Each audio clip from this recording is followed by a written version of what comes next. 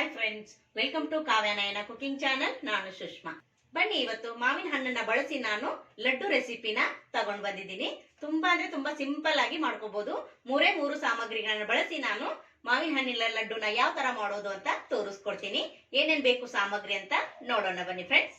ಈ ಸೈಜ್ ಅಲ್ಲಿ ನಾನು 2 ಮಾವಿನ ಹಣ್ಣನ್ನ ತಗೊಂಡಿದ್ದೀನಿ. ಹಾಗೆ ಇಲ್ಲಿ 1 ಕಪ್ ಆಗುವಷ್ಟು ಡೆಸಿಕೇಟೆಡ್ ಕೊಕೊನಟ್ ಪೌಡರ್ ತಗೊಂಡಿದ್ದೀನಿ. ನಿಮ್ಮ ಹತ್ರ ಇಲ್ಲ ಅಂದ್ರೆ ನೀವು ಒಣ ಕೊಬ್ಬರಿನ ಮೇಲ್ಗಡೆ ಕಪ್ಪು ಭಾಗ ತೆಗೆದು ಬಿಳಿ ಭಾಗ ಮಾತ್ರ ನೀವು ಪೌಡರ್ ಮಾಡಿ ತಗೋಬಹುದು. 1 ಕಪ್ ಅಷ್ಟು ಕೊಬ್ಬರಿ ಪುಡಿಗೆ ನಾನು ಅರ್ಧ ಕಪ್ ಅಷ್ಟು ಸಕ್ಕರೆನ ತಗೊಂಡಿದ್ದೀನಿ. ಮಾವಿನ ಹಣ್ಣು ಸ್ವೀಟ್ ಆಗಿರುತ್ತಲ್ವಾ, ನೋಡ್ಕೊಂಡು ನೀವು ಸಕ್ಕರೆನ ಹೆಚ್ಚು ಕಡಿಮೆ ನಿಮ್ಮ ಅಳತೆಗೆ ಅನುಗುಣವಾಗಿ ನೀವು ಮಾಡ್ಕೋಬಹುದು. ಈಗ ಇದನ್ನ ಪಲ್ಸನೆಲ್ಲ ತೆಕ್ಕೊಂಡು ಮಿಕ್ಸಿಲಿ 1 ರೌಂಡ್ ಇದನ್ನ ಪ್ಯೂರಿನ ಮಾಡ್ಕೊಂಡು ಬರೋಣ. ನೋಡಿ, ಮ್ಯಾಂಗೋನ ನಾನು ಪಲ್ಸನೆಲ್ಲ ತೆಕ್ಕೊಂಡು ಮಿಕ್ಸಿ ಮಾಡ್ಕೊಂಡು ಬಂದಿದ್ದೀನಿ. ಫೈನ್ ಆಗಿ ಪೇಸ್ಟ್ ಆಗ್ಬೇಕು. ಇವಾಗ ಇದನ್ನ ಪಕ್ಕಕ್ಕೆ ಎತ್ತಿಟ್ಕೊಳ್ಳೋಣ. ಒಲೆ ಮೇಲೆ ಒಂದು ಪಾತ್ರೆನ ಇಟ್ಕೊಂಡಿದ್ದೀನಿ. ಈಗ ಕೊಬ್ಬರಿ ಪುಡಿನ ಹಾಕೊಳ್ಳೋಣ. ಸ್ವಲ್ಪ ಬೆಚ್ಚಗೆ ಮಾಡ್ಕೊಂಡ್ರೆ ಸಾಕು. ಜಾಸ್ತಿ ಕಲರ್ ಚೇಂಜ್ ಆಗೋವರೆಗೂ ನಾವಿಲ್ಲಿ ಹುರ್ಕೊಳ್ಳೋದು ಬೇಡ. ಸ್ವಲ್ಪ ಬಿಸಿ ಮಾಡ್ಕೊಂಡ್ರೆ ಸಾಕು. ಕೈಗೆ ಮುಟ್ಟಿ ನೋಡಿದ್ರೆ ಸ್ವಲ್ಪ ಬಿಸಿ ತಾಗಿದ್ರೆ ಸಾಕಾಗುತ್ತೆ. ಅಷ್ಟು ನಾವು ಈ ಕೊಬ್ಬರಿನ ಬಿಸಿ ಮಾಡ್ಕೋಬೇಕು. ಅಂದ್ರೆ ಸ್ವಲ್ಪ ಹುರ್ಕೊಳ್ಳೋಣ. ಹೊಸಬರು ಯಾರಾದ್ರೂ ವಿಡಿಯೋ ನೋಡ್ತಾ ಇದ್ರೆ ಪ್ಲೀಸ್ ಸಬ್ಸ್ಕ್ರೈಬ್ ಮಾಡ್ಕೊಂಡು ನೋಡಿ. ವಿಡಿಯೋನ ಇಲ್ಲೂ ಕೂಡ ಸ್ಕಿಪ್ ಮಾಡಬೇಡಿ, ಪೂರ್ತಿಯಾಗಿ ವಿಡಿಯೋ ನೋಡಿ ಸಪೋರ್ಟ್ ಮಾಡಿ.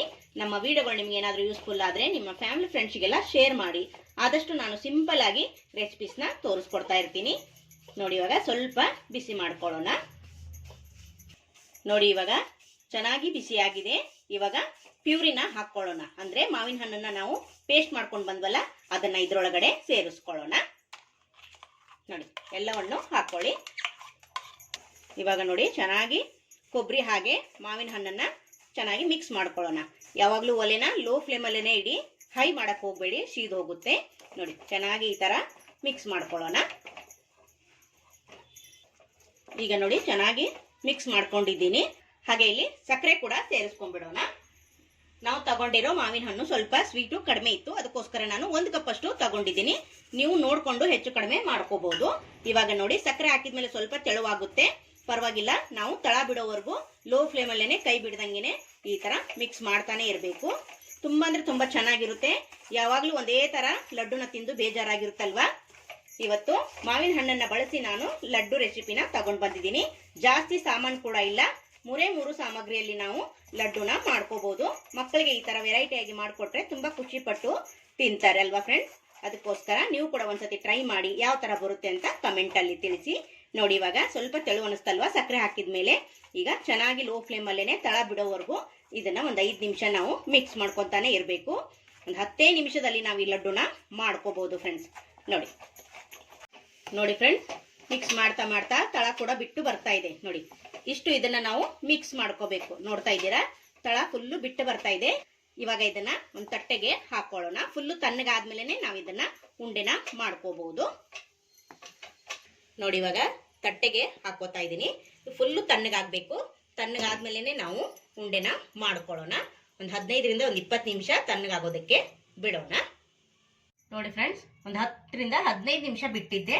ಫುಲ್ಲು ತಣ್ಣಗಾಗಿದೆ, ನೋಡ್ತಾ ಇದ್ದೀರಾ. ಇವಾಗ ಉಂಡೆ ಮಾಡ್ಕೊಳ್ಳೋಕೆ ಹದ ನಮ್ಗಿಲ್ಲಿ ಕರೆಕ್ಟ್ ಆಗಿದೆ. ನೋಡಿ, ಈ ತರ ಮಾಡ್ಕೊಂಡು ನಾವು ಯಾವ ಸೈಜ್ ಬೇಕೋ ಆ ಸೈಜು ಉಂಡೆನ ಮಾಡ್ಕೋಬಹುದು. ನೋಡಿದ್ರ ಎಷ್ಟು ಸುಲಭ ಅಂತ. 2 ಮಾವಿನ ಹಣ್ಣಲ್ಲಿ ನಾನು ನಿಮ್ಗೆ ಲಾಡುನ ಮಾಡಿ ತೋರಿಸಿದ್ದೀನಿ ಫ್ರೆಂಡ್ಸ್. ಇದೇ ತರಾನೇ ಎಲ್ಲವನ್ನು ಮಾಡ್ಕೊಳ್ಳೋಣ. ಕೊಬ್ಬರಿ ಪುಡಿ ತಗೊಂಡಿದ್ದೀನಿ, ಅದರಲ್ಲಿ ಈ ತರ ನೋಡಿ ಮಾಡಿದ್ರೆ ಡೆಕೋರೇಟಿವ್ ಆಗಿ ತುಂಬಾ ಚೆನ್ನಾಗಿ ಕಾಣಿಸುತ್ತೆ. ನೋಡಿ ಫ್ರೆಂಡ್ಸ್, ಸೂಪರ್ ಅಲ್ವಾ. ಇದೇ ತರ ಎಲ್ಲ ಉಂಡೆನೂ ಮಾಡಿ ನಿಮ್ಗೆ ತೋರಿಸ್ತೀನಿ. ನೋಡಿದ್ರ ಫ್ರೆಂಡ್ಸ್, ಮಾವಿನ ಹಣ್ಣಲ್ಲಿ ನಾನು ಯಾವ ತರ ಲಾಡುನ ಮಾಡಿದ್ದೀನಿ ಅಂತ ನೋಡ್ಕೊಂಡ್ರ. ನಮ್ಮ ವಿಡಿಯೋ ನಿಮಗೆ ಇಷ್ಟ ಆಗಿದೆ ಅಂತ ಭಾವಿಸ್ತೀನಿ. ನೀವು ಕೂಡ ಮಕ್ಕಳಿಗೆ ಮಾಡಿಕೊಡಿ, ತುಂಬಾ ಅಂದ್ರೆ ತುಂಬಾ ಖುಷಿ ಪಟ್ಟು ತಿಂತಾರೆ. ವೆರೈಟಿಯಾಗಿ ಲಡ್ಡು ಮಾಡಿಕೊಟ್ರೆ ಯಾರು ಬೇಡ ಅಂತಾರೆ ಹೇಳಿ, ಎಲ್ಲರೂ ಖುಷಿ ಪಟ್ಟು ತಿಂತಾರೆ ಫ್ರೆಂಡ್ಸ್. ನಮ್ಮ ವಿಡಿಯೋ ನೋಡಿದ್ದಕ್ಕಾಗಿ ನಿಮ್ಮೆಲ್ಲರಿಗೂ ಧನ್ಯವಾದಗಳು. Thank you for watching. ನಮಸ್ಕಾರ ಫ್ರೆಂಡ್ಸ್.